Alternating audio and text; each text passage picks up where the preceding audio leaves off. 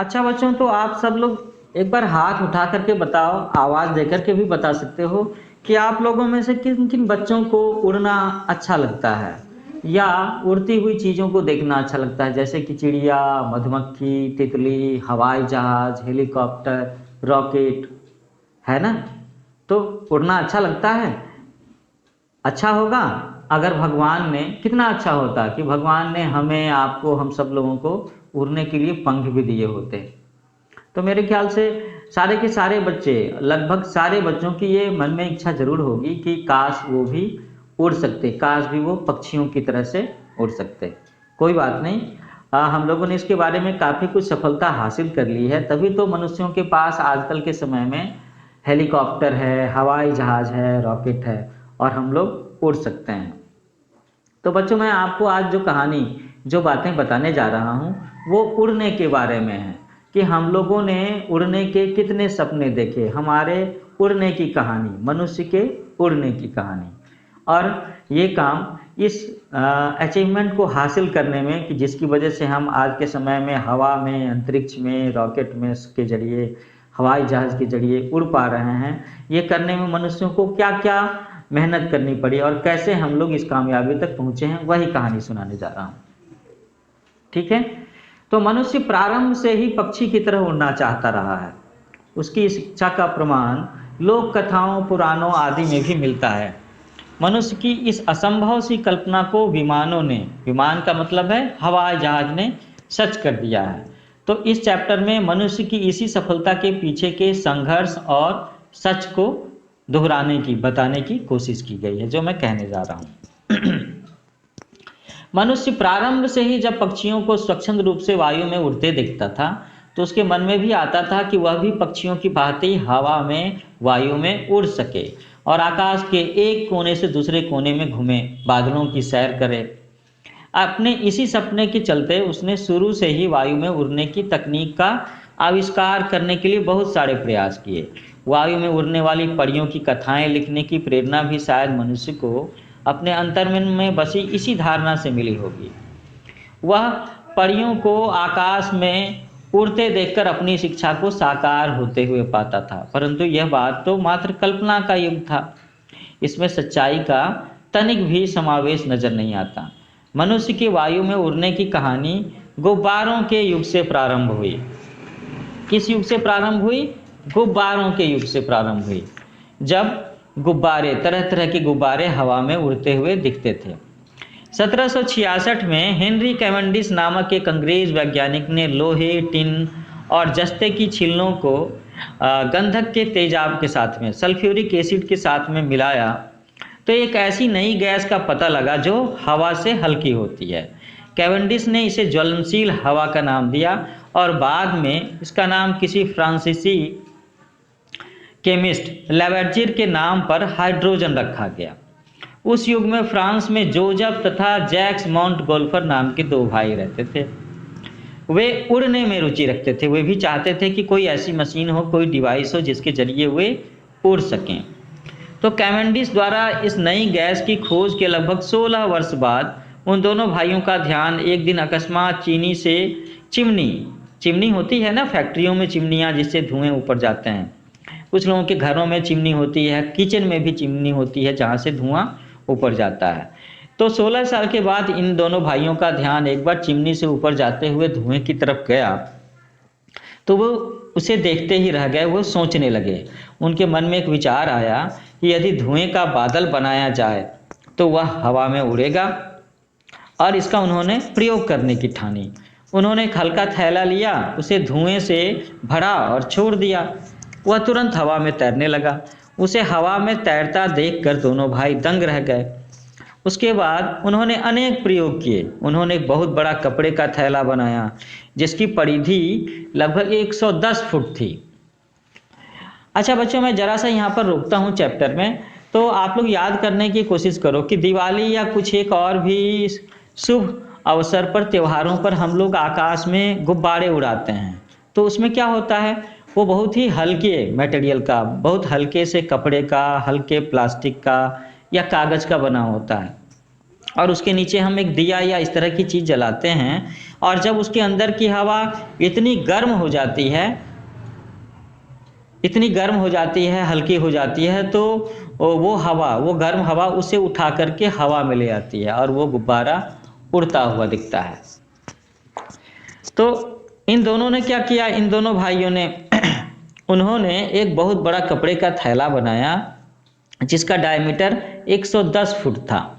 1783 में उन्होंने इसी थैले को एनोने नामक स्थान पर लटकाया और उसके नीचे ऊन तथा घास फूस की आग जलाई और धुएं से भरा हुआ थैला लगभग 6000 फुट की ऊंचाई तक ऊपर गया और लगभग 10 मिनट तक तैरता रहा।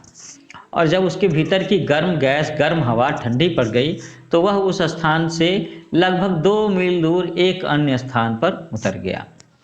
और यही मानव द्वारा निर्मित किसी वस्तु की पहली और वास्तविक उड़ान थी। बाद में विज्ञान की फ्रांसीसी रॉयल अकादमी के सहयोग से इन दोनों भाइयों ने एक और भी बड़ा गुब्बारा बनाया। इसका डायमीटर 41 फुट था। इसका व्यास 41 फुट था। ठीक है, यह गुब्बारा 400 से 500 पाउंड का भार लेकर वायु में उड़ा, हवा में उड़ा। कितने वजन को लेकर के उड़ा? 400 से 500 पाउंड। एक पाउंड 448 ग्राम्स का होता है, तो आप मान लो कि आधे किलो का, तो लगभग 250 वजन को लेकर के उड़ा। कहने का मतलब है कि 4 आदमियों को लेकर के ये उड़ सकता था। तो इस गुब्बारे ने साबित कर दिया कि गुब्बारे की मदद से मनुष्य हवा में उड़ सकता है। 19 सितंबर 1783 को एक नया गुब्बारा अपने प्रथम यात्रियों को लेकर के हवा में उड़ा। तो इसका मतलब है 19 सितंबर 1783 को मनुष्यों ने पहली बार हवा में उड़ान भरी। इसमें एक बत्तख, एक मुर्गा तथा एक भेड़ सम्मिलित थी। तीनों यात्री सकुशल धरती पर वापस आ गए। ओहो हो। तो जिन लोगों ने सबसे पहली बार एयर फ्लाइट का आनंद लिया, एक्चुअली में उसमें ह्यूमन बीइंग नहीं बैठे थे। इनके जो पैसेंजर्स थे उसमें कौन कौन से थे? उसमें एक बत्तख थी, एक मुर्गा था, एक भेड़ था। तो कहने का मतलब है कि मनुष्य को छोड़ करके इन जानवरों को हवा में उड़ने का पहला मौका मिला एक गुब्बारे की मदद से 19 सितंबर 1783 ईस्वी में। और ये तीनों के तीनों यात्री सकुशल धरती पर वापस भी आ गए थे। इस घटना को अभी 1 महीना भी नहीं हुआ था कि दुनिया के प्रथम यात्री मनुष्य ने वायु में उड़ान भरी। सॉरी। तो पहली बार एक मनुष्य ने हवा में उड़ान भरी और उसका नाम क्या था? उसका नाम था जान फ्रांकोइस पिलेत्रे द रोजिए। ये नाम याद रखना चाहिए क्योंकि ये जनरल नॉलेज का भी सवाल होगा, है ना, कि हवा में उड़ान भरने वाला पहला मनुष्य। वह 4 मिनट से अधिक समय तक ऊपर रहा और लगभग 85 फुट की ऊंचाई तक पहुंचा। इसके कुछ दिन के बाद ही एक फ्रांसीसी भौतिक शास्त्री JAC चार्ल्स ने एक रबर पुते हुए रेशम के गुब्बारे को हाइड्रोजन से भरा। यह वही हाइड्रोजन गैस थी जिसकी खोज कैवेंडिश ने की थी। यह गुब्बारा पहले गुब्बारे की अपेक्षा अधिक तेजी से ऊपर उठा और लगभग 45 मिनट तक उड़ता रहा तथा 16 मील से अधिक दूरी पर पहुंचकर धरती पर उतरा। तो मैं ये देख पा रहा हूं कि इसमें बहुत सारे साइंटिस्ट लोगों का नाम फ्रांसीसी है, तो इसका मतलब फ्रांसीसी लोग उड़ने के सपने को साकार करने में काफ़ी आगे रहे हैं। उन्होंने इसके लिए बहुत कोशिशें की हैं। प्रोफेसर चार्ल्स इस गुब्बारे के पीछे दौड़े और जब वे इसके निकट पहुंचे तो उन्होंने पाया कि आसपास के किसान गुब्बारों को घेरे हुए थे। उन्होंने इसे दैत्य समझ लिया था और अपने खेती के काम में आने वाले बड़े बड़े औजारों से उसे मार डालने की कोशिश कर रहे थे। है ना मज़ेदार बात। तो ये हाइड्रोजन से भरे गुब्बारे उस समय काफ़ी दिनों तक चार्लियर कहलाते रहे। इनका नाम क्या था? चार्लियर। क्योंकि हाइड्रोजन धुएं एवं हवा की तुलना में बहुत हल्की होती है, इसलिए ये गुब्बारे तेजी से ऊपर उठते हैं।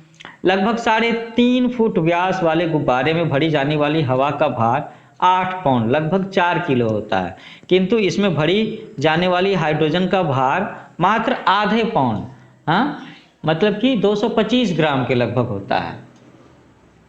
9 जनवरी 1793 में अमेरिका में पहली गुब्बारा उड़ान भरी गई।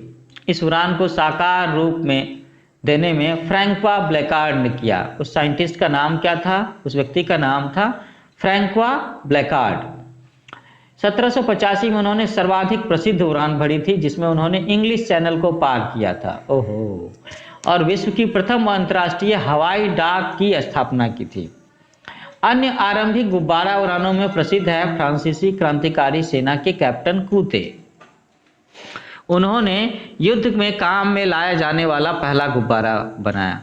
अब लीजिए, जरा सा साइंस में डेवलपमेंट हुई नहीं कि लोगों ने लड़ाई लड़ने के लिए इसकी इस्तेमाल शुरू कर दिया। मैं इस चीज़ को अप्रिशिएट नहीं करता कि अक्सर लोग साइंटिफिक डेवलपमेंट को एक दूसरे से लड़ने में, एक दूसरे को नुकसान पहुंचाने में इस्तेमाल करना शुरू कर देते हैं।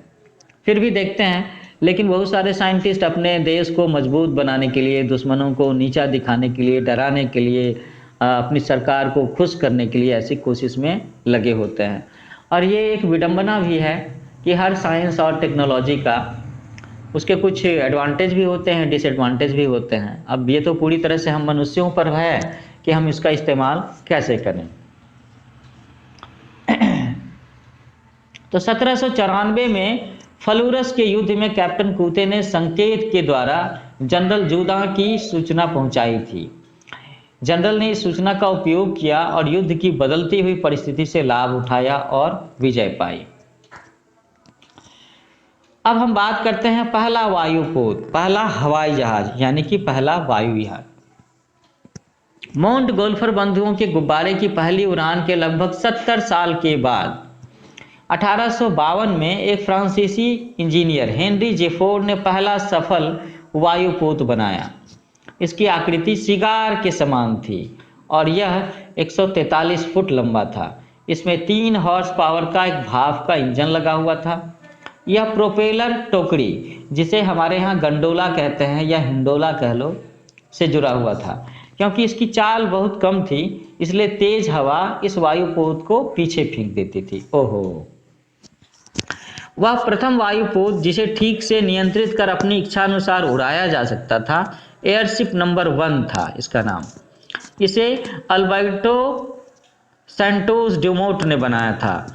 यह व्यक्ति एक ब्राजीली लखपति था जो फ्रांस में निवास करता था। उन्होंने अपने वायुपोत को पेरिस में एफिल टावर के चारों ओर उड़ाया। इंजन चालित उड़ानों का आरंभ वास्तव में विलियम हैंसन और जॉन स्ट्रिकफैली से हुआ। इन दोनों अंग्रेजों ने केली के सिद्धांतों का उपयोग किया था तथा 1842 में एक हवाई भाप गाड़ी का नक्शा बनाया। उनके बहुत से विचार व्यवहारिक थे, पर वे अपने समय से आगे के थे। उस समय कोई ऐसा इंजन नहीं था जिससे काम चल सकता था। स्ट्रिकफैलो ने 1848 में 10 फुट लंबा एक मॉडल बनाया था तथा उसमें चमगादड़ के समान पंख लगाए। इसमें एक इंजन लगाया गया। इस इंजन का भार 9 पाउंड से कम था और 2 प्रोपेलरों को घुमाता था। इससे छोटी सधी हुई उड़ानें भरी गई, लेकिन यह एक नमूना मात्र था, यह एक सैंपल था, सैंपल प्रोजेक्ट। पर इसकी उड़ानें वास्तविक इंजन चालित उड़ानें थी। ये बात तो है कि इसकी उड़ानें वास्तविक इंजन से चलती हुई उड़ानें थीं। इसके उपरांत प्रोफेसर लैंगली, जो कि वाशिंगटन डीसी में स्मिथसोनियन संस्थान में डायरेक्टर के पद पर कार्यरत थे, उन्होंने एयरड्रोम नाम का विमान बनाया जिसे 7 अक्टूबर 1903 को उड़ाने का प्रयास किया गया, परंतु दुर्भाग्यवश अनफॉर्चुनेटली वे इसे उड़ाने में असफल रहे। परंतु इससे ठीक 2 महीने के बाद 17 दिसंबर 1903 को उत्तरी कैरोलिना में किट्टी हाक नामक जगह पर राइट ब्रदर्स ने पहली सफल उड़ान भरी। तो अब हम इस चैप्टर में उस जगह पर आकर पहुंचे हैं जहां पर पहले हवाई जहाज की सफल उड़ान भरी गई, और इसको बनाने वाले कौन थे? Wright brothers. विल्बर एवं ऑरविल राइट डेटन ओहियो में साइकिल बनाने का काम करते थे। वे 1900 ईस्वी से ग्लाइडर बना रहे थे और उन्हें उड़ा रहे थे। उन्होंने